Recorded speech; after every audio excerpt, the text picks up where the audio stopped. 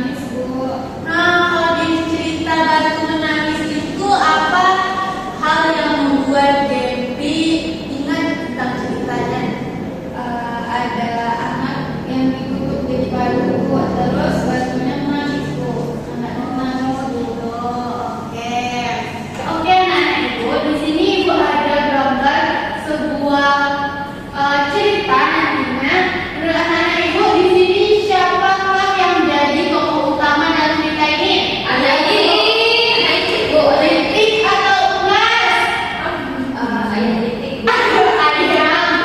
Oke, tapi di sini juga ada kan judulnya Titik, berarti tokoh utama dari cerita ini yaitu ada seekor titik. Nah, menurut anak-anak Ibu, latar cerita dari titik berupa ini gimana?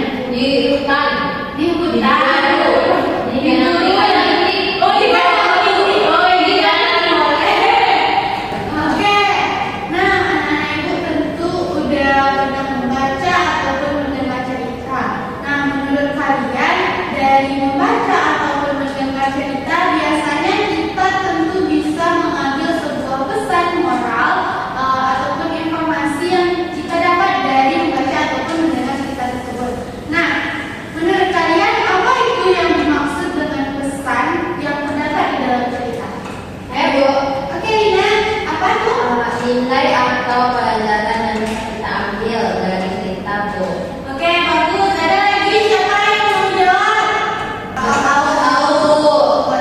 Oke, jika ada lagi yang tahu, jadi yang dimaksud dengan pesan di dalam sebuah cerita itu adalah nilai ataupun pelajaran yang dapat kita ambil dalam sebuah cerita, baik itu dari tokohnya ataupun alur dari cerita tersebut. Oke anak-anak, jadi hari ini kita belajar tentang teks narasi. Nah, cerita itu termasuk ke dalam salah satu dari contoh teks narasi. Jadi teks narasi itu merupakan teks yang menceritakan suatu peristiwa atau kejadian di mana cerita di dalam teks narasi itu biasanya berdasarkan kenyataan ataupun hanya sebuah khayalan penulis. Jadi contoh dari teks narasi itu ada banyak, di antaranya cerita tentang kehidupan kita, cerita tentang dongeng, atau cerita tentang legenda atau fabel. Nah, teks narasi itu memiliki beberapa struktur. Yang pertama ada orientasi atau pembukaan. Di orientasi ini merupakan bagian yang memperkenalkan tokohnya, tempat, dan waktu di dalam sebuah cerita. Selanjutnya ada komunikasi ataupun masalah, di mana pada komunikasi ini terjadilah masalah atau konflik di dalam sebuah cerita. Yang ketiga ada resolusi, yaitu penyelesaian dari masalah yang terdapat pada komplikasi tadi. Nah, yang terakhir ada koda atau penutup, di mana pada bagian koda ini biasanya berisi pesan atau amanat di dalam sebuah cerita.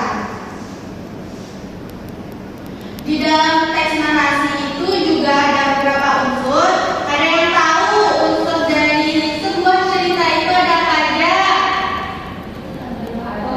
Ada tokoh, ada latar, ada alur, tema, dan juga amanat. 3. Oke, sekarang ayo kita nonton sama-sama. Anak-anak Ibu simak cerita dari titik berupa ini. Duduk di danau, di kelas, seekor ibu-ibu yang sedang menerangi telur-telurnya. Satu persatu telur tersebut menetas. Betapa terkejutnya Titik saat melihat salah satu anak berbeda dari anak-anak yang lain. Anak tersebut berwarna abu-abu dan berbadan besar. Namun, ibu Titik tak peduli dan tetap menyambut kehadiran semua anaknya dengan hati gembira.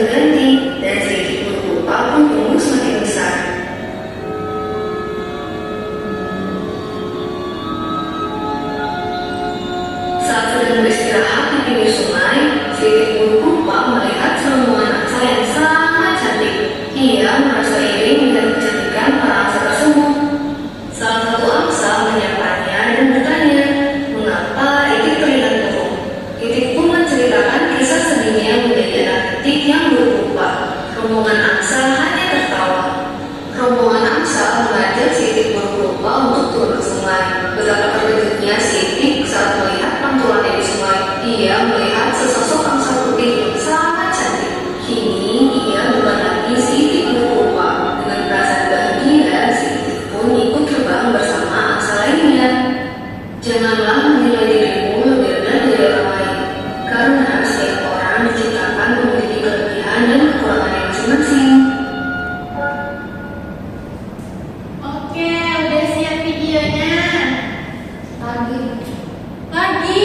Nanti ya. Sekarang kita coba ngerjain latihannya dulu. Oke anak-anak, sekarang ibu mau kasih kalian tugas. Nah, tadi kan anak-anak ibu udah nonton video cerita tentang si Itik buruk rupa. Mungkin ada anak-anak ibu yang belum ikuti semua alur ceritanya. Di sini ada ibu print ceritanya. Boleh anak-anak ibu baca? Nah, dari cerita ini nanti anak-anak ibu menjawab soal yang akan ibu berikan pada LKPD ini. Nah, ibu kasih kalian waktu 15 menit untuk mengerjakannya. Dan kalian juga boleh berdiskusi sama teman-temannya. Dan ibu harap kalian tidak menyontek. Baik, Bu. Jangan menyontek.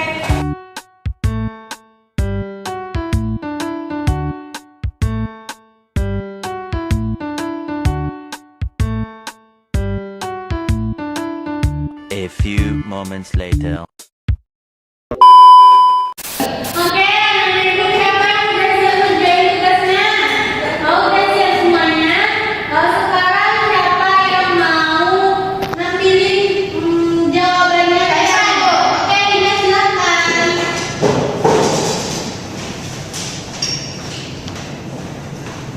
Oke teman-teman, di sini saya akan menyampaikan jawaban dari tugas yang diberikan itu tadi. Pertama, siapakah tokoh utama dari cerita tadi? Tokoh utamanya adalah Itik buruk rupa. Kemudian, di manakah latar tempat cerita? Latar tempat ceritanya di tepi sungai. Apakah selanjutnya apa yang membuat Itik itu berbeda dari saudaranya? Itik itu memiliki bulu yang berbeda, yaitu berwarna abu-abu. Apakah pesan moral dari atau informasi yang bisa diambil dari cerita? Pesan moralnya yaitu jangan menilai seseorang dari penampilannya, karena setiap orang memiliki keunikan dan potensi yang mungkin belum terlihat. Kemudian kesabaran dan ketekunan akan membawa hasil yang indah, meskipun sulit tapi percaya pada diri sendiri. Pesan terakhir, penerimaan kasih sayang dapat mengubah seseorang. Kemudian memberikan dukungan kepada orang lain bisa membuat perbedaan besar dalam hidup mereka. Sekian Ibu. Oke, Dina, terima kasih. Silakan duduk kembali. Ayo semuanya tek ya, semuanya. Oke, tadi kan di LKPD-nya Ibu ada kasih pertanyaan. Tokoh utama dari cerita yang kita nonton tadi itu Catalina si Itik buruk rupa. Apakah semuanya anak Ibu setuju? Setuju. Latar tempatnya Catalina tadi di tepi sungai. Apakah anak Ibu juga setuju latar tempatnya di tepi sungai? Setuju. Oke, besar. Jadi pesan moral yang dapat kita ambil dari cerita si Itik buruk rupa itu, kita nggak boleh menilai seseorang itu cuma dari penampilannya aja, karena setiap orang memiliki keunikan dan potensi yang mungkin belum terlihat oleh orang lain. Jadi kita nggak boleh menjudge orang atau mencaci maki orang karena melihat covernya aja. Oke anak-anak, berarti kita hari ini udah selesai belajar tentang teks narasi, di mana tadi kita juga udah nonton sebuah